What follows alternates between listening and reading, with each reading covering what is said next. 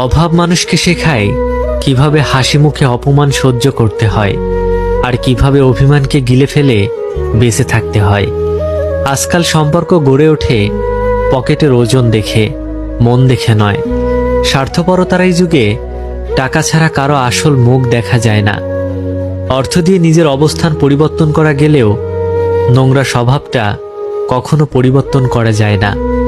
পৃথিবীতে সবচেয়ে উপেক্ষিত মানুষ সেই যার কাছে টাকা নেই। তাদের দেখলে সবাই ভয় পায়, ভাবে যদি কিছু চেয়ে বসে।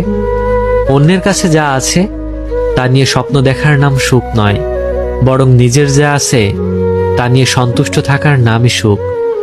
অবহেলা পেতে পেতে মানুষ একসময় বুঝে যায় যে কারো চোখে নিজেকে ছোট করার চাইতে সম্মান নিয়ে দূরে থাকা ভালো।